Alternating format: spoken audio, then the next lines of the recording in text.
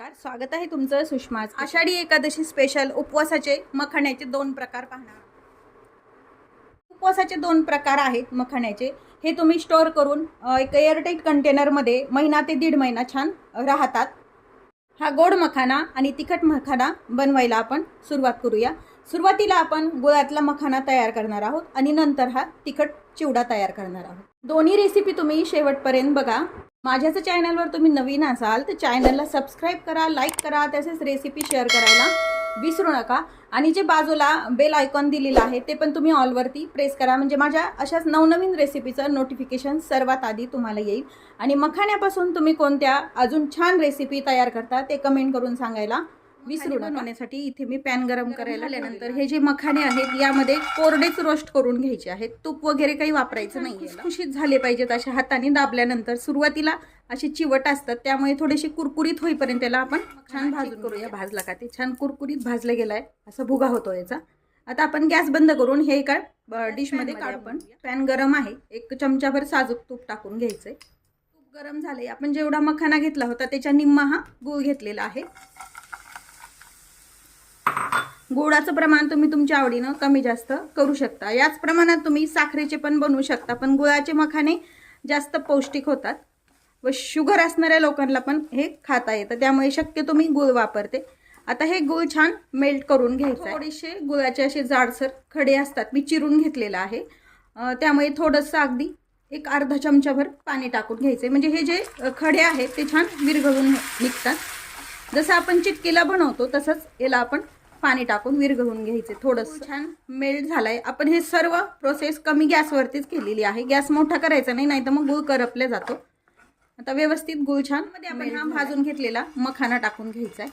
गुळाचा एकदम आपल्याला काही पाक वगैरे करायचा नाही, जसं चिक्की बनवतो तसं फक्त मेल्ट करून घ्यायचं आहे आपल्याला.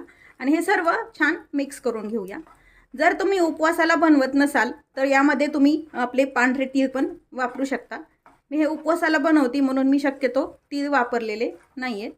मुलांना पौष्टिक म्हणून डब्यामध्ये पण तुम्ही देऊ शकता खायला.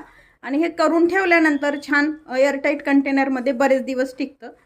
आता हे गूळ आणि हे छान मिक्स करून मखाना छान मिक्स करून घेतला आहे. यावरती आपण हे डेसिकेटेड कोकोनट घालून घ्यायचं आहे आणि पुन्हा एकदा हे छान मिक्स करून घ्यायचं आहे. डेसिकेटेड कोकोनट हे ऑप्शनल आहे, नाही वापरलं तरी चालतं, पण यामुळे काय होतं टेस्ट पण छान लागते. शेवटी वेलची पावडर, ही वेलची आणि जायफळ एकत्र करून केलेली पावडर आहे आणि हे मिक्स करून घ्यायचं आहे. गॅस बंद करून घ्यायचं आहे आपण वेलची पावडर टाकल्यानंतर, म्हणजे वास छान लागतो. शेवटीच टाकायची कधीही जायफळ किंवा मग वेलची पावडर कोणत्याही गोडाच्या पदार्थाला. आता हे छान मिक्स झालं. हे प्लेटमध्ये काढून घ्यायचं आहे. एका प्लेटमध्ये काढून घेतले, थोडंसं मोकळं करून घ्यायचं. जरी हे आता एकाला एक चिटकलेले असले तरी थंड झाल्यानंतर हे व्यवस्थित सुट्टे होतात. असे मोकळं करून ठेवूया, म्हणजे हे छान थंड होतं व आपल्याला हे मखाणे एक एक असा वेगळा करता येतो.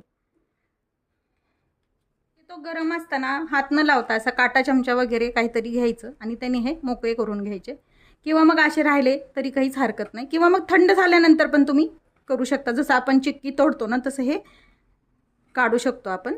आता बघा, आपण हाताने जरी केले तरी हे छान मोकळे होतात थंड झाल्यानंतर. आणि आपण पूर्ण थंड झालेत, आता वेगळे करून घेतलेत. अगदी कुरकुरीत आहेत हे मखाने, पाहू शकता तुम्ही. चिवडा बनवण्यासाठी इथे मी एक कढई गरम करायला हे जे मखाने घेतलेले आहेत हे यामध्ये खुसखुशीत होईपर्यंत आपण छान भाजून घेणार आहोत. जसं आपण पातळ पोहे भाजतो तशी. मखाना हा चिवट असतो आणल्यानंतर, त्याच्यामुळे थोडंसं आपण कुरकुरीतपणा येईपर्यंत याला भाजून, तूप न वापरता आपण हा मखाना भाजून घ्यायचा आहे. छान भाजून झालाय, अगदी खुसखुशीत मखाना भाजून घ्यायचा आहे. हा एका प्लेटमध्ये आपण काढून, त्याच कढईमध्ये तुम्ही साजूक तूप वापरू शकता किंवा मग उपवासाचं शेंगदाणा तेल वापरू शकता. मी उपवासाचं शेंगदाणा तेल टाकून घेते. जसं तुम्हाला मखाण्याचं प्रमाण असेल तसं तुम्ही तेल वापरायचं. गरम झाल्यानंतर हिरवी मिरची टाकून घ्यायची. यामध्ये तुम्ही जिरं पण वापरू शकता. थोडी तळून झाल्यानंतर यामध्ये तुम्ही शेंगदाणे टाकू शकता. यामध्ये तुम्ही काजू, बदाम हे पण तुम्ही वापरू शकता. आता थोडेसे शेंगदाणे आणि मिरची छान खरपूस होईपर्यंत मिरची तळल्यानंतर खोबऱ्याचे काप टाकून घ्यायचे. हे पण थोडेसे ब्राऊन रंगावरती फ्राय. उपवासाला बनवतो त्यामुळे यामध्ये आपण कढीपत्ता वगैरे चालत नाही उपवासाला म्हणून वापरलेलं नाही. तुम्ही जर असं साधा खाण्यासाठी चिवडा बनवत असाल तर तुम्ही यामध्ये कढीपत्ता पण वापरू शकता. आता आपलं हे सर्व साहित्य छान खरपूस भाजून घेतलेला मखाना टाकून घ्यायचंय. आमचूर पावडर टाकून घ्यायची. साखर मात्र आपण नंतर थंड झाल्यावरती टाकणार आहोत. आणि हे आता सर्व मिक्स करून घ्यायचं आहे. गॅस बंद करून घ्यायचा आहे. थोडा थोडा थंड झालाय. थंड झाल्यानंतर साखर टाकून घ्यायची, म्हणजे त्याचा पाक बनला जात नाही व व्यवस्थित मखाण्याला सर्व लागते. आणि पुन्हा हे एकदा मिक्स करून. मखाण्याचे दोन प्रकार, एक मखाण्याचा चिवडा आणि दुसरे जे आहे ते गुळातले मखाणे. नक्की करून पहा. तसेच चॅनलला सबस्क्राईब करा, लाईक करा, बेल नोटिफिकेशन पण ऑलवर प्रेस करा. अशाच नवीन रेसिपीसोबत पुन्हा भेटूया. तोपर्यंत बाय बाय. व्हिडिओ पाहिल्याबद्दल खूप धन्यवाद.